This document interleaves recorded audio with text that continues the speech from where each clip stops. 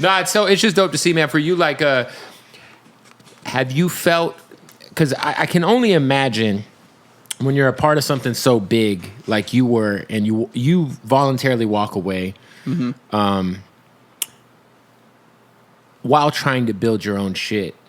There has to be some time, whether it's subconscious or not, and I don't really take you as the type of person to like second guess yourself, but you can't help but be like a normal human being who goes through normal human emotions. Was there ever any point in time where you know, either one, second guess leaving NELK, or two, did you feel like it was just a really hard uphill battle to try to get over kind of being Jesse from the NELK Boys as opposed to being Jesse from Shithole, Jesse from Sunday? Like, yeah, I mean, it's kind of two big parts. Obviously, it was like such a long thing to do, so it wasn't. I obviously had the feeling of like, should I do this? Should I not? Because it went on for 2 years. You know what I mean? So it did happen. And while that break happened, this Happy Dad thing's going fucking bonkers. Yeah.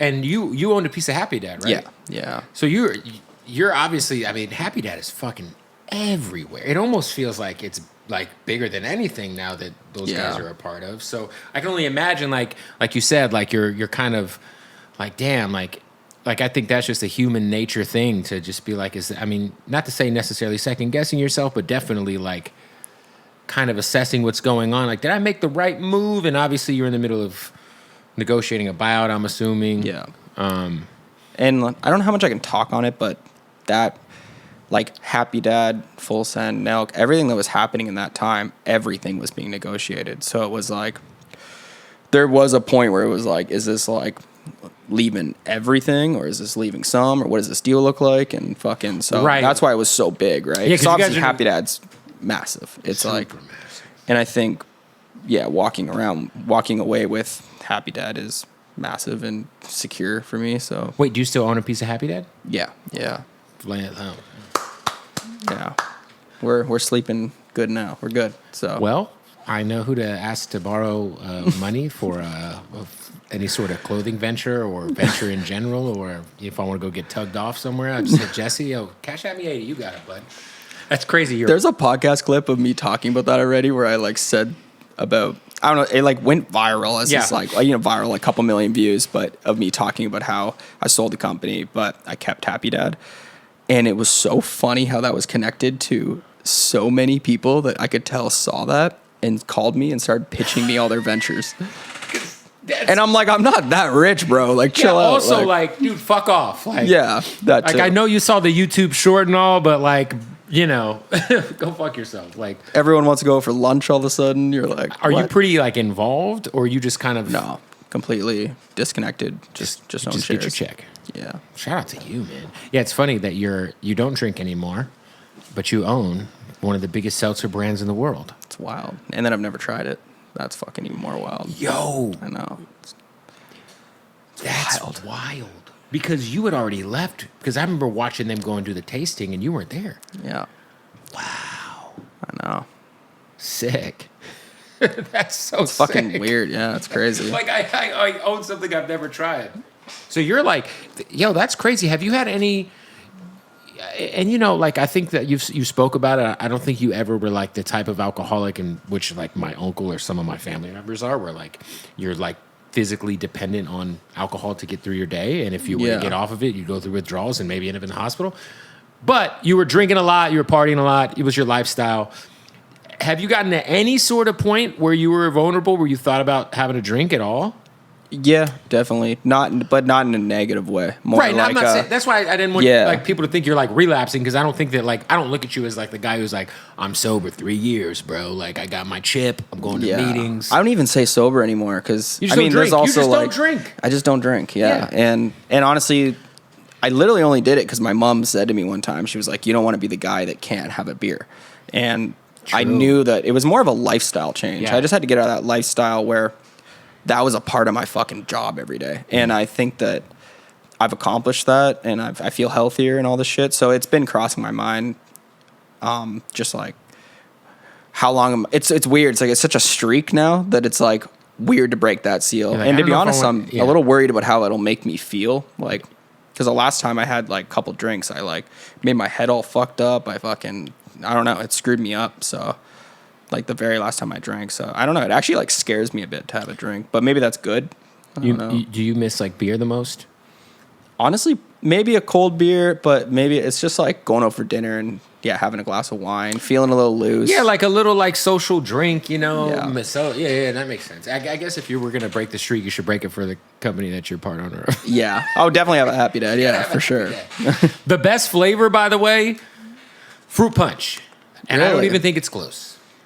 I think it's fruit punch, and then I think it's the Death Row grape, I heard a lot of people saying that grape one's great.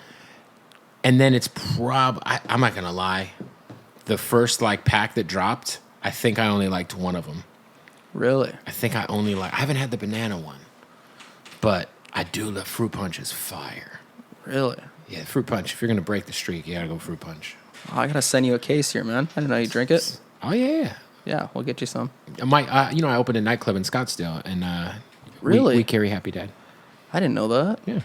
I'll check it out. Yeah, it's a hip hop club. Obviously, it's not like the Scottsdale spots you guys usually go to that have Happy Dad, but we are cracking. We just had the baby. We just had Sexy Red. It's lit. But we do have Happy Dad. We carry Happy Dad. So I've tried them all. But I think we keep the grape in stock. The grape and fruit punch. Really? Yeah.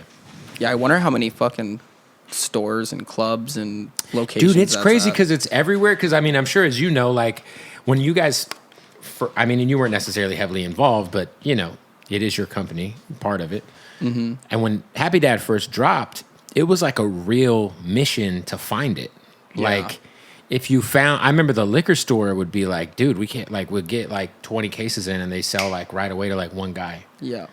And it was like, what the fuck? I'm sure that was all designed by Kyle. Like that's where he's a genius. Like he just created the demand right away. Yeah. Made it limitless. It's almost like a drop style alcohol. Well, that's what they were doing. Yeah. Where it'd be like, hey, this location in Orange County is getting 1,000 kids outside of there. Not kids, but 21 plus. 21-year-olds, man. 21-year-olds, of course. I'm gonna have to be annoying and take a piss real Go quick. take a piss. I You want to forgot walk them over to take a piss? Sorry about that, man. No, you're good. Yeah. All right, we're back. All right. My bad. Where The were piss has commenced. Piss has commenced. I think we were talking a little bit just kind of about like the process. Obviously, shout out to Happy Dad. If you were to have a drink, we'd established that it would be a Happy Dad. You got to try your own shit. 100%. I always wonder when you own a company like that, because like I'm part owner of a nightclub. I have certain like ways I get paid out. Do you get paid out quarterly? Do you get paid out yearly? Is it biannually? Like, I think it's yearly, but it's mostly. I don't even know how that all. I haven't dove into it too much, but it's more of just like that shit sells one day. Fucking, that's more. which I'm sure it will. Yeah, that's. Yeah, more no, of you're the- banking on the sell because the sell's got to be coming eventually, even Yeah. if it's like not anytime soon. Like, it Yeah. feels like the goal if you're like an up and coming alcohol company is to get it super popping and then sell to like a Bacardi or like one of these big dogs that Anheuser-Busch or something and just cash the fuck out. I have a feeling that was the motion. I don't want to speak for anyone, but I think they're seeing how well of a job they're doing it, and they're like, maybe this is a 10-year plan. Maybe this is like they're gonna go for it. They're gonna try to be like Budweiser or like. I get it. I mean, or white. What's the other one? White Claw. White Claw. Yeah. I mean, they have taken that market share for sure, man.